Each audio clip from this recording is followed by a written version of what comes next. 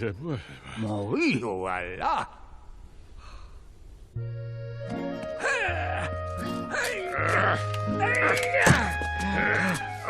Malaman ka sa Ara pagbabagal. Paul, dito na sa. Kaya, kaya.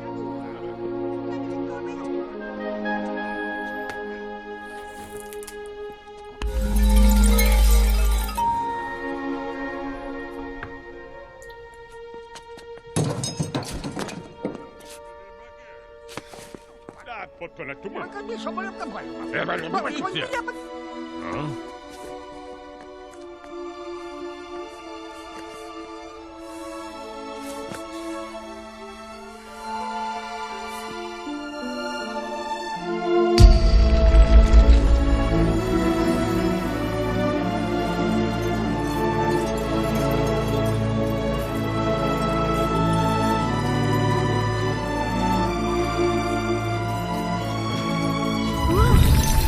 Oh.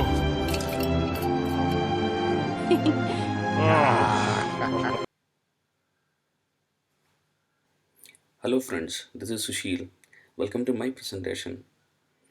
Hope you all love the video. Children dream big. It's a part of their genetic fiber. They don't define any limit to their dreams. Identifying a long-term compounder is like a dream come true. There is a saying in Bible, seek, you will find it. Knock, and the door will be opened. Investors, they are dreamers and they are continuous seekers. Let us continue our journey into the world of stock market. And this time our topic is identifying simple and efficient businesses.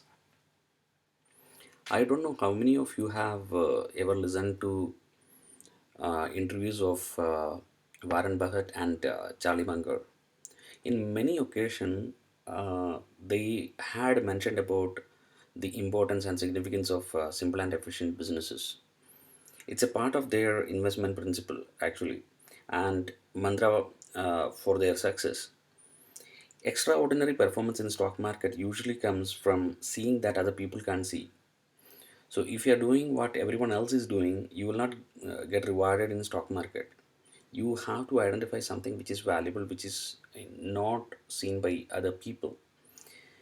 And what happens is, usually we don't pay enough attention to simple and efficient businesses. They look very small, or else they are not getting discussed. So we don't pay much of attention to these things. Majority of the time, news channels and newspapers are busy in discussing bigger businesses. And when I say bigger businesses here, these are companies which are having high market capital. But we have to understand this bigger businesses need not be efficient in terms of growth, profitability, and rewarding shareholders. It can be highly complex. So in the coming slide, we will try to study how we can identify a simple and efficient business. In fact, simple and efficient businesses are long-term compounders, and these are multibaggers. So let us now move to the next slide. If we closely observe nature, we can learn fundamental principles of functioning of any system. It teaches how some species survived so long and some species went into extinction. Now let us take an example of ant. Ant is known for its efficiency. Okay, it survived for more than 150 million years. They can survive on any type of food. Okay, and it can survive in extreme climatic conditions. It can survive actually in 50 to 60-degree temperature. The picture shows how ants link their bodies together to create building bridges. Okay, to create shorter path for carrying food. Okay, so ant as a species is known for its efficiency. They need less of resources. They are adaptable. So that is what is coming out of ant, and that is what we can actually learn from it. And if you look at complex species like dinosaurs, they are big. Okay, they need more resources. They can't adjust to environmental changes.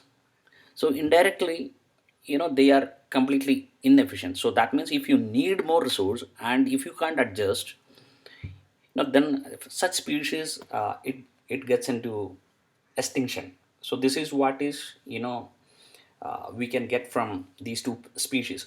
So size is not the criteria, even though you are comparatively a smaller species, but if you are efficient, if you are adaptable, if you need less resource, you end up in sustaining for a longer period. On the contrary, irrespective of your strength, irrespective of your size, you are just uh, getting extinct. So this is the learning what we are getting from these two species. Now the similar concept is applicable for business, so we will try to see that in our next slide.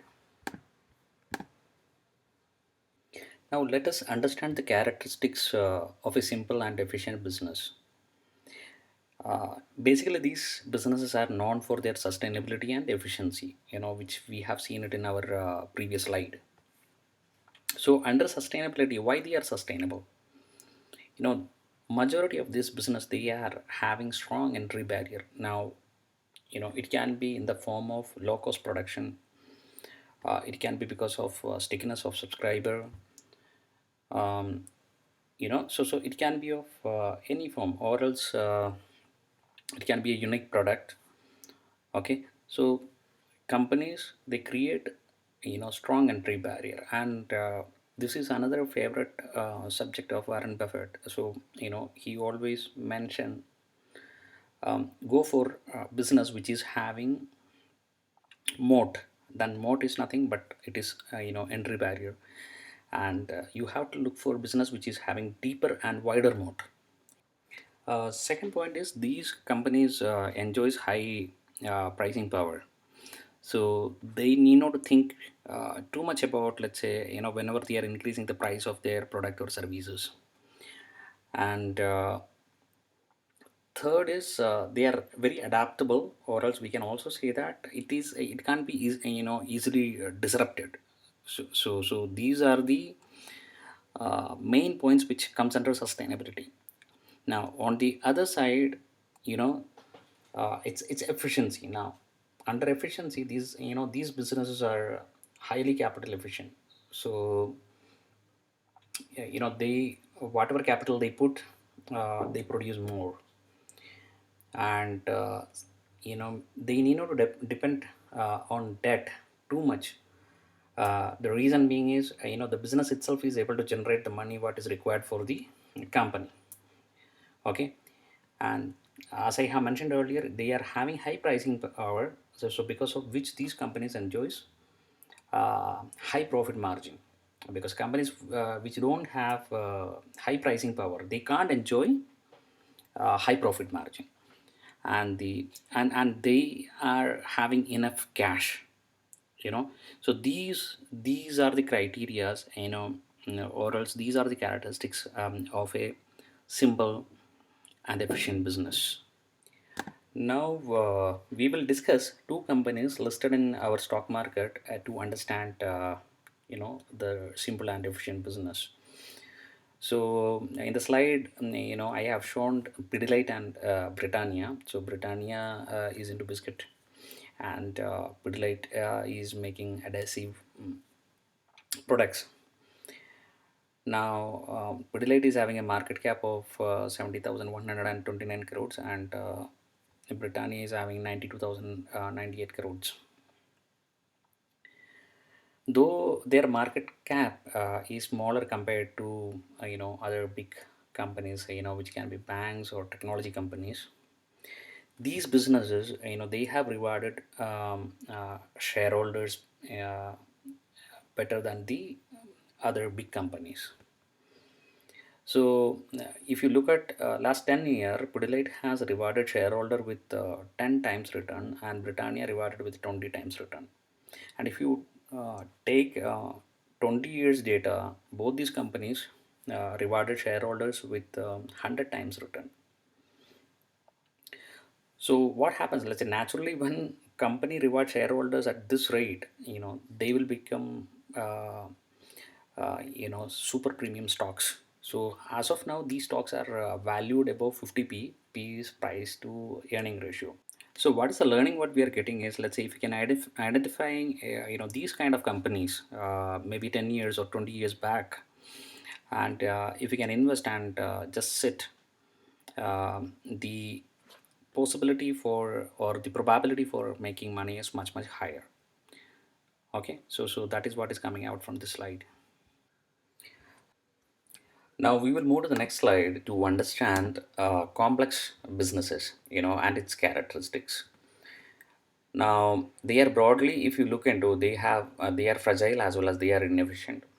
Okay, under fragility, usually these companies doesn't have any entry barrier. Okay, and they don't enjoy any pricing power, and you will see cutthroat competition in the sector. Okay, it is difficult for them to adapt, and that means it can be easily disrupted. So these are some characteristics of these companies, major characteristics, and it makes it fragile. Now these companies are inefficient. Okay, now why they are inefficient? um, because these companies, they are not good in capital efficiency, they are capital inefficient. Okay, they have to highly depend on debt. Okay, so since these companies doesn't have high uh, pricing power, so they can't enjoy high profit margin. So usually if you look at these businesses, they will have poor profit margin, and majority of the businesses, they are capital intensive. Okay, now because of all the above mentioned factor, it is difficult for company to generate cash flow. Now if you are observing these characteristics uh, in any of the businesses, then such businesses can't be considered for long term compounding. Okay, now we will move to the next slide to understand complex businesses and how it has rewarded shareholders. Now here I have taken two examples. One is State Bank of India and the second one is Airtel. Now here you see the market cap. The market cap of both these companies are much higher than Britannia as well as Pidilite. So SBI's market cap is 1,76,930 crores, and the market cap of Airtel is 3,09,249 crore. Okay, now if you look at, let's say, what happened to their performance over last 10 years, actually SBI is a negative compounder. Okay, it has compounded at minus 1.93 percentage. That is the CAGR. That is how it has rewarded the shareholders. And if you look at Airtel, it compounded at 6.79 percentage over last 10 years. So it hasn't even given the FD interest rate. So the point is, don't just get fascinated by market cap or size of the company or the news channels or newspapers. What is important here is to identify simple, efficient and sustainable business which may not be big in terms of market cap, but that can reward shareholders immensely over a long period of time. Having understood the characteristics of complex business and simple and efficient business, now we know which companies or which business we should consider for long-term compounding journey. So stay tuned to my next presentation, where I will be discussing about a stock based on principles what we have discussed today. Okay, stocks which are discussed in the presentation is a part of case study. It is not a recommendation for buying or selling. So thank you friends for watching my presentation. Please subscribe to my channel if you like my video. Thank you. Thanks a lot.